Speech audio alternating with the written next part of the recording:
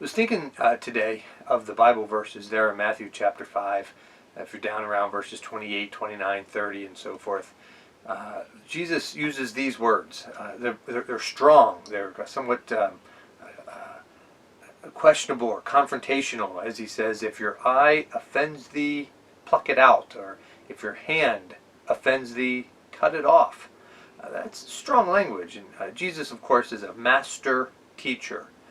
Even his strongest critics admitted the fact that he was a great rabbi. He was a great teacher. The way that he compelled people with his words and the way that he was able to connect with his audience was something that even his strongest critics acknowledged that was definitely a strong point of his ministry and of his life.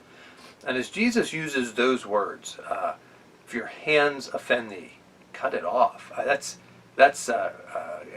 really grabs the audience a little bit as they think about that. What in the world? I mean, let's stop for a second here. Is the Bible recommending cutting off appendages, cutting off arms, plucking out eyes? That seems contrary to what we see in the rest of Scripture. And so I was thinking about that. I was thinking about that in light of a kind of an illustration or example I saw a couple years ago. My wife and I camping at a local campground, local to our house, local to the church that I pastor, a campground that we use a lot. We like to go there a lot. It's close enough that we can usually take the grandkids for a couple days and then take them back home and then go back and camp a couple days by ourselves. And so it's very convenient that way, and we enjoy it. And there's a gentleman there that kind of runs all the maintenance and security and really manages the park for the owners. And every summer, of course, they give him a whole bunch of teenagers to help him keep up with the maintenance and the care of the park and so forth. And we were sitting there the one day at our camper, and he was trying to, I'm going to be nice here, but trying to redirect one of these young guys that was working for him. The guy was a little not real focused on the job at hand, and the maintenance guy told the kid, he's like, listen, here's the deal. He's like, we give you a weed whacker, and here is your job description. If you see a weed, whack it. If you see a weed, whack it. That's your job. And it's always stuck with us. My wife and I laugh about that and talk about that. We use that all the time as we are doing things around the house. Hey, you see a weed, whack it. That really does boil down what this young guy was given as a job assignment for the summer. We need to keep this campground looking nice. We need to keep this RV park looking nice. So here's your weed whacker, and it's your job to get rid of weeds. That's what you're supposed to do. I think there's a similarity there between that and what Jesus was trying to tell his followers right there.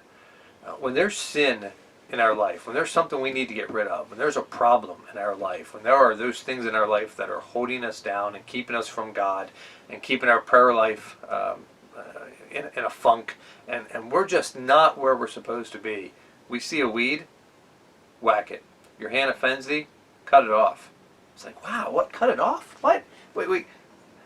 Listen, it's better, he said, to cut your hand off than for your whole body to be cast out.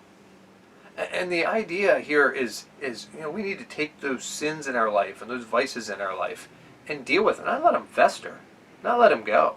But not let them keep going on. We had our grandson with us in the camper the other day, and he was out playing, and boy, he got a splinter. He's notorious for getting splinters. He's like a magnet for splinters or something. Splinters in his finger. He gets a splinter, he goes to my wife, he goes to his grandmother. Boy, he needs that splinter out. And well, he should get that splinter out. You ever let one of them splinters go for a couple days or a week? And your finger starts to get red. It hurts twice as bad coming out after that infected and red and so forth. You need to get to it right away. You need to take care of it right away. You need to get the infection gone before it starts to spread, before it starts to get worse. You need to address these things quicker, not later. And Jesus is trying to get a hold of his followers and grab a hold of the people that are following him. It's like, listen, you've had that thing in your life going on forever. There's been that problem in your life you've been hanging on to for a long time. There's been that vice in your life that is a problem. You got that bad habit you know you need to deal with, you know you should deal with, you know you need to get rid of. Why don't you cut it out? Why don't you cut it off?